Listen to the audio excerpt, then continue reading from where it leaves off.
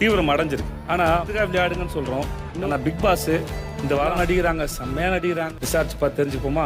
நண்பர்கள் அனைவருக்கும் வணக்கம். வீக்கெண்ட் வந்துருச்சு. விஜய் சேதுபதி வரப்போறாரு. இந்த வாரம் அட்ரஸ் பண்றதுக்கு 2-3 இஷ்யூ இருக்குங்க. கண்டிப்பா விஜய் சேதுபதி அட்ரஸ் பண்ணுவாரு. நீங்க இது மட்டும் சொல்லுங்களேன், விஜய் சேதுபதி பார்வதி ஸ்டாண்ட் எடுப்பாரா இல்ல பார்வதிக்கு எதிரான ஸ்டாண்ட் எடுப்பாரா? அதாவது பார்வதி அட்டாக் பண்ண போறாரா இல்ல பாராட்ட போறாரான்றத சொல்லுங்க. எனக்கு என்னமோ பார்வதிக்கு இந்த வாரம் பாராட்டு தான் கிடைக்க அதிக வாய்ப்பு இருக்குன்னு தோணுது. இன்னும் சில விஷயங்களை நம்ம டீட்டெயிலாக டிஸ்கஸ் பண்ண போகிறோம். அதுக்கு முன்னாடி இந்த வீடியோக்கு ஒரு லைக் போடுங்க. லைக் போட்டிங்கன்னா ஐப்னு ஒரு ஆப்ஷன் வரும், அதுவும் பண்ணுங்க.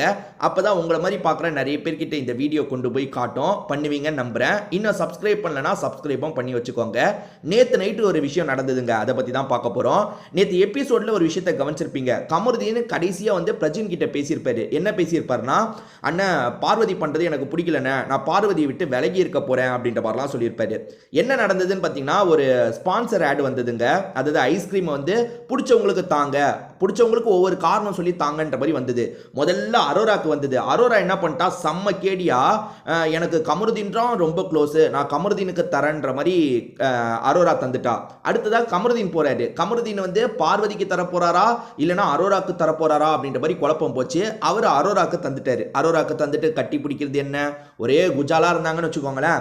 அடுத்ததா பார்வதி வராங்க. இப்ப பார்வதி யாரை சொல்ல போறாங்கன்றது தான் கேமே. ஏன்னா பார்வதி கமருதீன் வந்து அரோரா சொல்லிட்டான். இருந்தாலும் பார்வதி கமருதீனை சொல்லுவாங்களான்ற ஒரு கேள்வி இருந்தது பார்த்தீங்களா. பார்வதி அதை வேற மாதிரி ஹேண்டில் பண்ணிட்டாங்க. சபரின்னு சொல்லிட்டாங்க. ஏன்னா சபரிக்கும் உங்களுக்கும் என்னங்க சம்பந்தம்? சபரியும் நீங்களும் எதிரி மாதிரிலாம் சுத்திட்டு இருப்பீங்க, எதுக்கு சபரிக்கு தந்தீங்கன்னு ஒரு கேள்வி வரும். ஸோ அதான் கமருதீன் நமக்கு தரல, நமக்கு தரதவனுக்கு நம்ம எதுக்கு தரணுன்ற மாதிரி இவங்க மாற்றின மாதிரி தான் இருந்தது. இதில் அந்த கமருதீன் அப்செட் ஆயிட்டானா இல்லை வேற எதுக்காவது அப்செட் ஆனான்ற மாதிரி ஒரு கேள்வி இருக்கும் பார்த்தீங்களா. பார்வதி வந்து நைட்டு நேரம் பிரஜின் கிட்ட பேசும்போது தான் எதுக்கு அவன் அப்செட் ஆயிருக்கான்றது தெரிஞ்சிருச்சுங்க. பார்வதி வந்து கவனிச்ச விஷயத்த பிரஜின் கிட்ட ஷேர் பண்றாங்க. அதாவது அந்த கமருதீன் திரும்பி என்னை விட்டு விலகி போயிட்டானே, அதுக்கு காரணம் என்ன தெரியுமா சொல்றான், பிரஜின் கிட்ட சொல்றாங்க. என்ன சொல்றாங்கன்னா, கமருதீன் விலகி போனதுக்கு காரணம் என்னன்னா, என் கூட பேசுனா திரும்பி நாமினேஷனுக்கு வந்துருவோன்ற மாதிரி அவனை யாரோ ஏற்றி விட்டுருக்காங்க. உதாரணத்துக்கு விக்ரம், சபரி இந்த மாதிரி ஆளுங்கள்லாம் அவன்கிட்ட பேசும்போது இந்த மாதிரி ஒரு விஷயத்த சொல்லியிருக்காங்கன்ற மாதிரி சொல்றாங்க. இப்போ வந்து கமருதீன் இந்த வாரம் வந்து க்ளோஸாக இருக்கான்ல, அப்படி க்ளோஸாக இருக்கிறதையே காரணமாக சொல்லி நாமினேஷனுக்கே வராமல் இருக்க, உன்னை நாமினேஷனுக்கு திரும்பி வர வச்சிருவாங்கடா, நீ கவனமாக இருன்ற மாதிரி கமருதீனுக்கு அட்வைஸ் பண்ணியிருக்காங்க போல. அதில் கொஞ்சம் அவன் ஜர்க் ஆயிட்டான், அதனால தான் இப்படி பண்ணிட்டு இருக்கான். எனக்கு ஓகே தானே, அவன் பேசலனாலும் ஓகே, அவன் பேசாமல் அப்படியே இருந்தாலும் எனக்கு ஓகே தான், என்னை என் கேமை மட்டும் விளையாட விட்டுருங்க அப்படின்ற மாதிரி பார்வதி சொல்றாங்க. பார்வதி இந்த முடிவில் ஸ்ட்ராங்காக இருந்தால் நல்லா இருக்குங்க. ஏற்கனவே பார்வதி இந்த முடிவை எடுத்தாங்க. எடுக்கும் போது அவன் ஊற்றுறதுக்காக வந்திருப்பான். கமருதீன் வந்து ஊற்றுறதுக்காக வந்திருப்பான். இல்லை கமருதீன் எதுனாலும் நம்ம அப்புறமா பார்த்துக்கலாம், எதுனாலும் வேணான்ற மாதிரி அந்த அவன் ஊற்றுறதை கூட வாங்காமல் கடைசி வரைக்கும் இருந்திருப்பாங்க. அந்த அளவுக்கு ஸ்ட்ராங்காக இருந்திருந்தா சூப்பராக இருந்திருக்கும். திரும்பி கமருதீன் கூட பேசுறது என்ன, ஏன்னா பார்வதி கேம் எங்கே மிஸ் ஆகுதுன்னா கமருதீன் கிட்ட தாங்க மிஸ் ஆகுது. நீங்கள் நல்லா பாருங்க, ஸ்டார்டிங்ல இருந்து பார்வதி இண்டிவிஜுவல் கேம் தான் விளையாடுறாங்க. யாரெல்லாம் கூட வச்சிருப்பாங்க, ஆனால் அவங்க எடுக்கிற முடிவுக்கெல்லாம் தலையாட்ட மாட்டாங்க. இவங்க எடுக்கிறது தான் முடிவுன்னு இருப்பாங்க. ஆனால் இந்த கமருதீன் விஷயத்தில் மட்டும்தான் ஒவ்வொரு வாட்டியும் ஸ்லிப் ஆகுறாங்க. இந்த வாரம் இவங்க திட்டுவாங்கன்னா கமருதீன் விஷயத்துக்காக தான் திட்டு வாங்குவாங்க. உதாரணத்துக்கு கமருதீனை எதுக்காக கால் அமுக்க விட்டீங்கன்ற ஒரு கேள்விக்கு தான் இவங்க திட்டு வாங்குவாங்க.